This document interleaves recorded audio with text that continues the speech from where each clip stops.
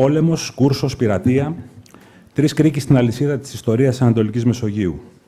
Ο πόλεμος μεταξύ κρατών τροφοδοτεί τη δημιουργία κουρσάρων μέσω της έκδοσης αδειών καταδρομής εναντίον πλοίων συμφερόντων των εμπολέμων.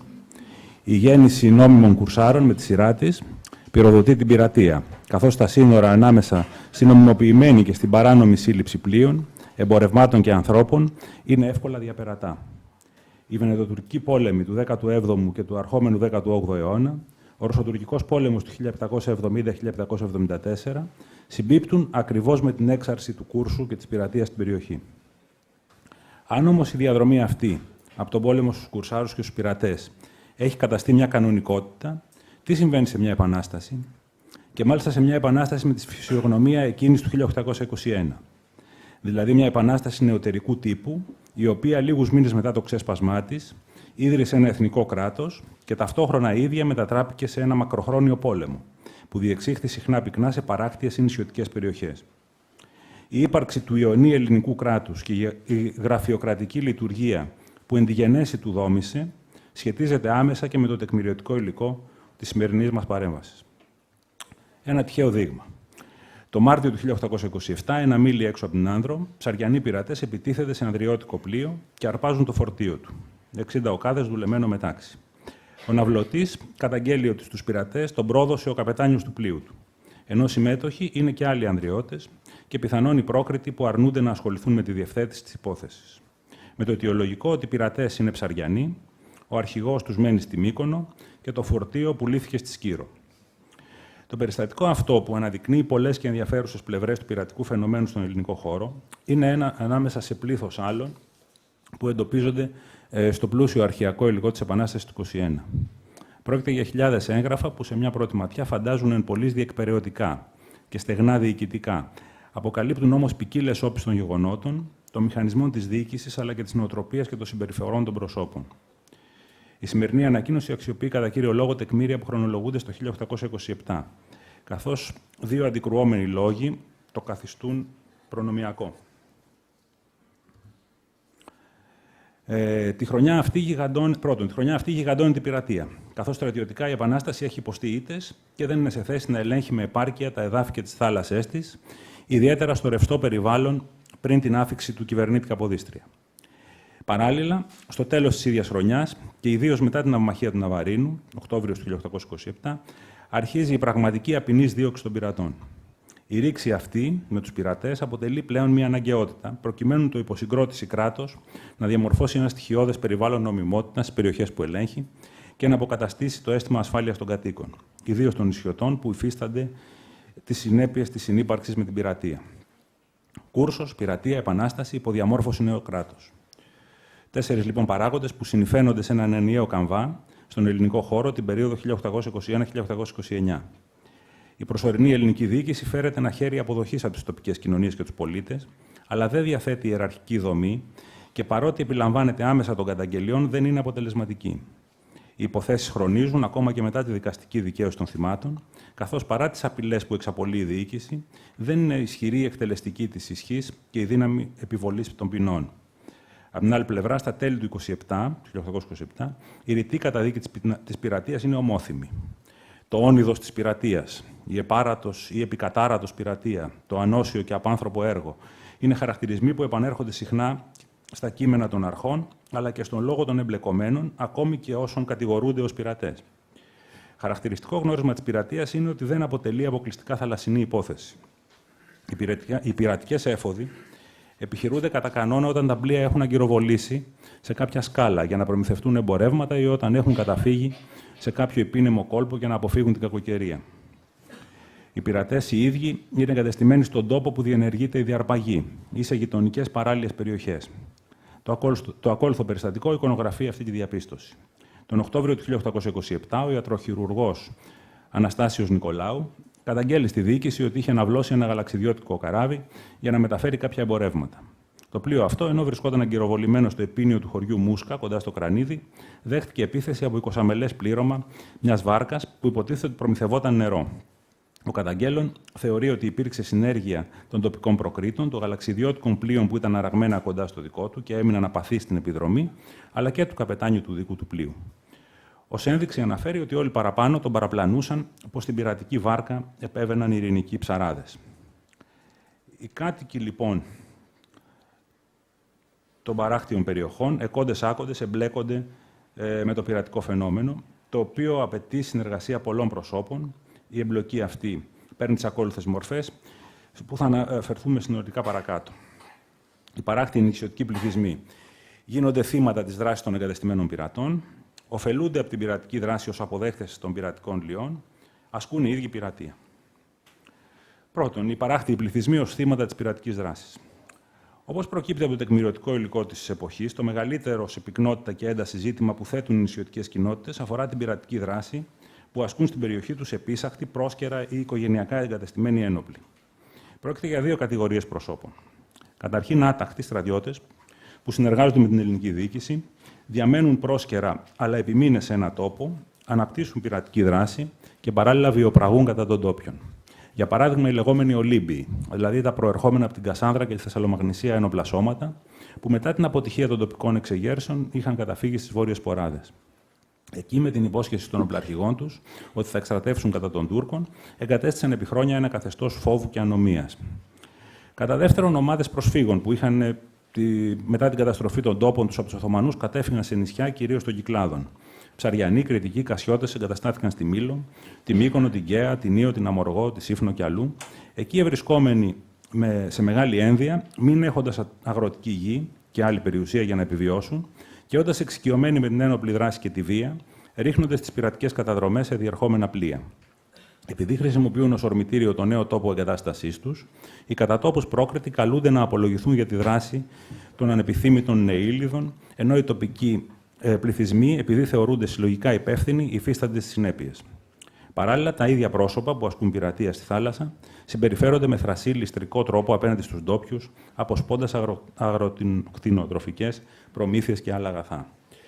Δύο μόνο από τις πολυάριθμες μαρτυρίες. Οι κάτοικοι της Ερήφου στις 24 Οκτωβρίου 1827, απελπισμένοι, στέλνουν επιστολή στην Αντικυβερνητική Επιτροπή, όπου αναφέρουν ότι τον προηγούμενο χειμώνα οι στρατιώτες του Βάσου Μαυροβουνιώτη άρπαξαν 300 κιλά κρυθάρι από το ειστέρημά τους. Κατόπιν, κριτικοί ένοπλοι υπό τον Δημήτριο Καλέργη εγκαταστάθηκαν επί 2 μέρες στα σπίτια τους και κατέφαγαν τις λιγοστές προμήθειές τους, καθιστώντας το φτωχό τόπο τους κοιλάδα των κλαθμών, όπως λένε.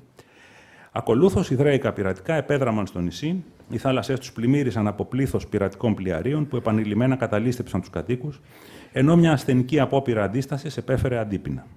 Η επιστολή καταλήγει με την πικρή διαπίστωση ότι πάσχοντες να αποβάλλομεν των Οθωμανικών ζυγών, υποπέσαμε εις άλλων βαρύτερων των Κρητών και άλλων κακοποιών. Η δράση των πειρατών όμως δεν περιορίζεται μόνο στην αρπαγή αγαθών των κατοίκων, αλλά εκτείνεται σε όλο το πλέγμα των καθημερινών σχέσεων και των συναλλαγών των ντόπιων. Γλαφυρά περιγράφουν στις 10 Σεπτεμβρίου 1827 οι πρόκριτοι της Καρπάθου τα απαρήγραπτα και αναρρύθμιτα, όπως λένε, δεινά που υφίσταται το νησί τους από τους πειρατές που το έχουν καταστήσει άντρο τους. Εισαγωγικά.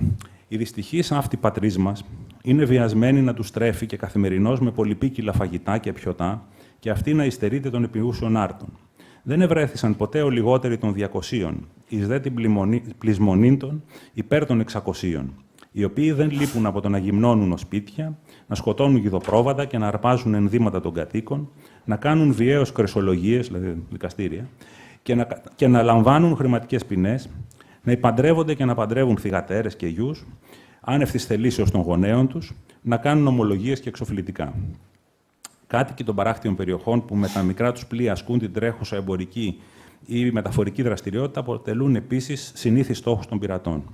Τόσο τα ίδια τα θύματα, όσο και οι κοινοτικές αρχές του τόπου κατοικίας τους, με αναφορές τους στην κεντρική διοίκηση, αναπαριστούν τις συνθήκες σύλληψης, τη συμπεριφορά των πειρατών, την οικονομική ζημιά που υπέστησαν, αλλά και τις δυσχέρειες στον εντοπισμό των δραστών και κυρίως στην επιστροφή των διαρπαχθέντων αγαθών. Χαρακτηριστικό της τάσης των πειρατών είναι η μεγάλη σκληρότητα απέναντι στα θύματα, η οποία δεν φτάνει όμως στη σύλληψη σκλάβων ή στη θανάτωση, συνήθως. Αφορά την διαρπαγή του μεταφερόμενου φορτίου, των εξαρτημάτων και της επίπλωσης του πλοίου και του ίδιου του σκαριού, όπως επίσης των χρημάτων και των αγαθών των επιβατών και του πληρώματος, ακόμα και των ρούχων που φορούν. Ο όρος μας εγύμνωσαν, όπως υπόθηκε και προηγουμένως τελείως, που επαναλαμβάνουν τα θύματα στις αναφορές τους, είναι αποκαλυπτικός. Δεύτερον, οι παράκτιοι πληθυσμοί ως αποδέκτες των πειρατικών λιών. Οι ντόπιοι κλεπταποδόχοι αποτελούν βασικό στήριγμα των πειρατών, διότι η διάθεση των λιών αποτελεί προϋπόθεση της πειρατικής δράσης. Δημιουργείται μια αγορά γύρω από την πώληση ή μεταπώληση λιών, που επιτρέπει τη διάθεση προϊόντων στο περιθώριο της νόμιμης αγοράς. Η Σύρος, η Μύκονος, η Σάμος και η Γραμβούσα είναι από τα πιο χαρακτηριστικά και τα πιο σημαντικά κέντρα διακίνησης πειρατικών λιών. Οικονομική σημασία έχει και το εμπόριο των πλοίων που έχουν συλληφθεί και διατίθενται προς πώληση.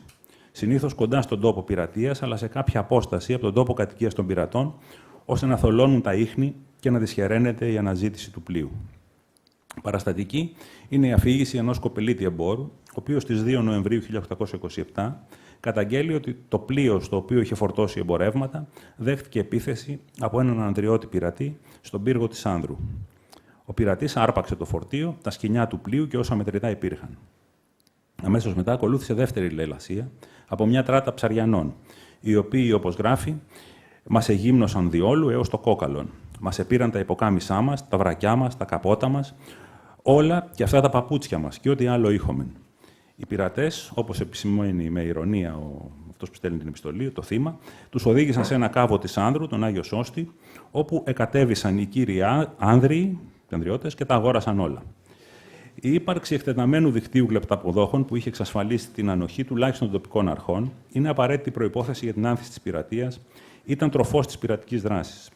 Γλαφυρά περιγράφει τη σύνδεση αυτή ο Μικές Κυπαρίσης, ο οποίος είχε διοριστεί τον Οκτώβριο του 1827 από την κυβέρνηση επικεφαλής της ναυτικής μοίρας, που θα αφάνιζε, όπως πίστευαν, τους πειρατές στο Αιγαίο. Εισαγωγικά. Οι κλεπταποδόχοι κάτοικοι είναι το στήριγμα των πειρατών και το όργανο όλου του κακού. Και όταν αυτοί δεν τιμωρηθούν, η πειρατεία δεν εξαλείφεται, έλεγε ο Κυπαρίσης. Εν τούτης, ενίοτε οι κοινοτικές αρχές μοιάζουν να είναι εγκλωβισμένες ανάμεσα σε συμπληγάδες. Από μια πλευρά πειρατές και κλεπταποδόχοι και από την άλλη διώκτες τους. Ένα καλό παράδειγμα εισφέρουν με επιστολή τους οι πρόκριτοι της Μυκόνου.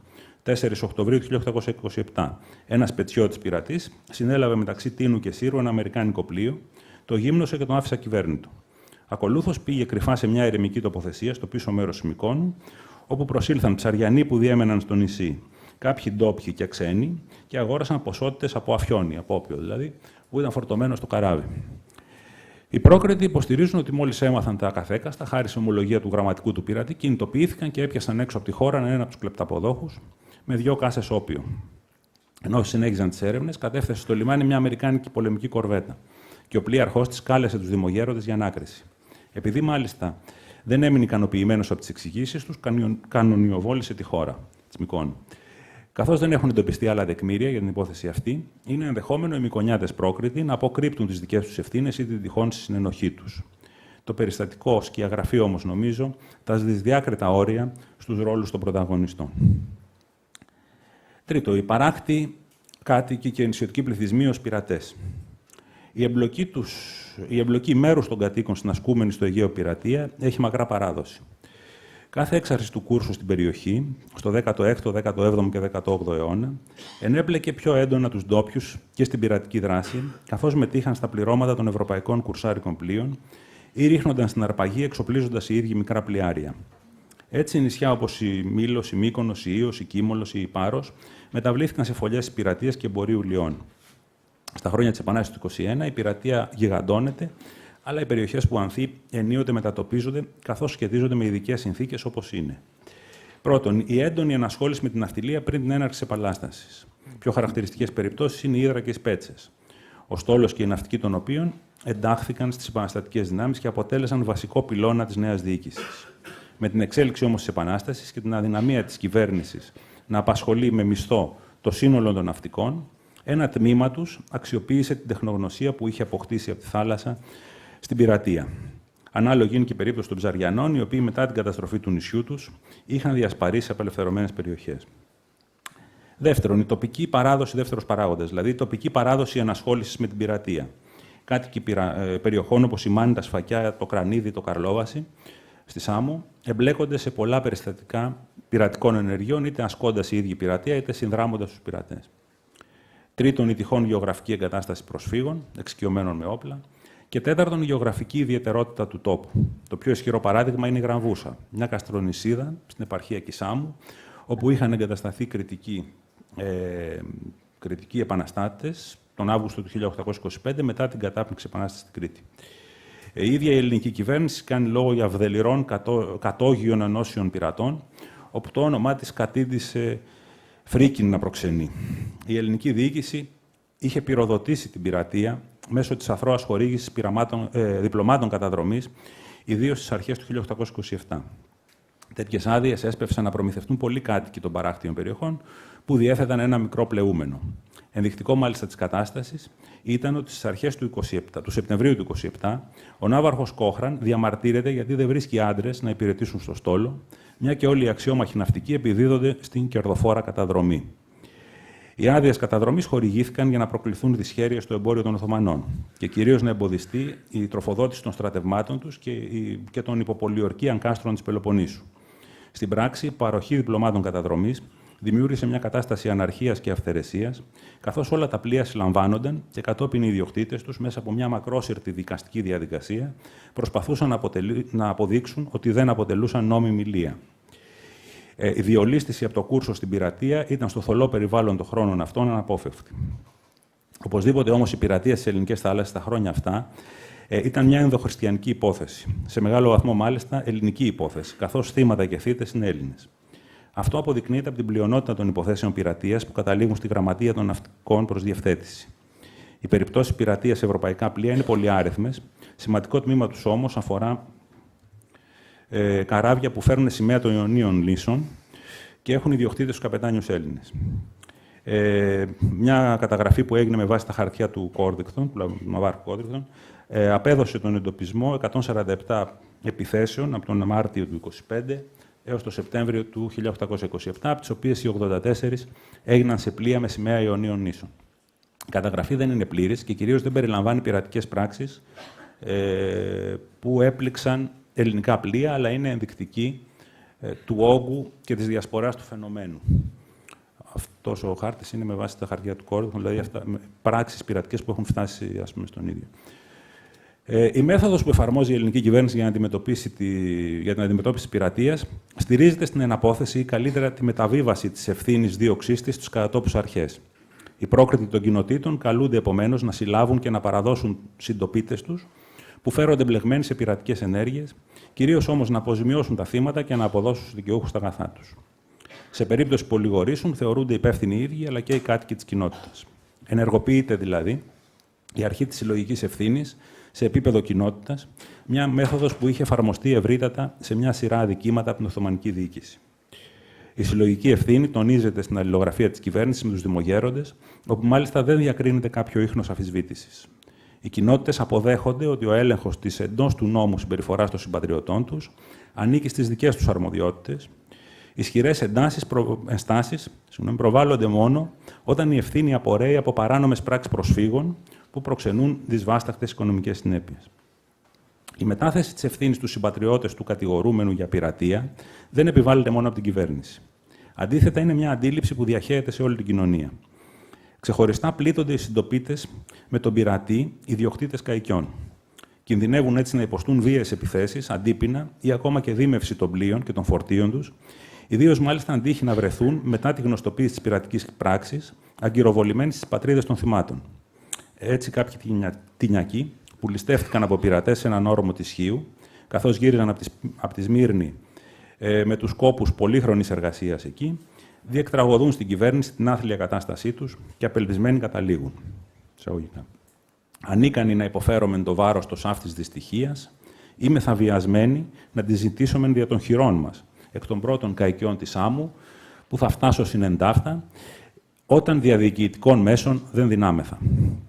Η μέθοδος αυτή αντιμετώπισης της διάχυτης πειρατείας από τους κατατόπους προκρίτους απηχούσε τις πρακτικές, την νοοτροπία και τον τρόπο οργάνωσης του παραδοσιακού κόσμου, της Οθωμανικής πραγματικότητας. Το νέο κράτος που δημιουργείται, μόλις νιώθει ότι πατάει πιο γερά στα πόδια του και στερεώνει την εξουσία του, χάρη και στην κάλυψη που παρέχει η διπλωματική και στρατιωτική στήριξη των μεγάλων ευρωπαϊκών δυνάμεων, θα αλλάξει ρότα. Η ευκολία με την οποία ο Ανδρέας Μιαούλης εκτέλεσε την εντολή της κυβέρνησης και μέσα στους πρώτους μήνες του 1828 διέλυσε τις διάσπαρτες πειρατικές εστίες και έκαψε ή συνέλαβε τα πλοιάρια τους, οφείλεται στις δικές του ικανότητες και το κύρος του, αλλά απηχεί και μια νέα εποχή που ανατέλει με την εκπνοή της Επανάστασης. Στο περιβάλλον αυτό, οι πειρατές αποτελούσαν στίγμα, που έπρεπε είτε να εξαλειφθεί, είτε να απαλληφθεί με την ενσωμάτωσή του στις επίσημες στρατιωτικές και αστυνομικές δυνάμεις του ελληνικού κράτους. Όπως έγινε και στην περίπτωση των ομολόγων των πειρατών στον ορεινό χώρο των κλεφτών, συνέβησαν και τα δύο. Αλλά η οδός για την υλοποίησή τους υπήρξε μακρά και δύσβατη. Σας ευχαριστώ.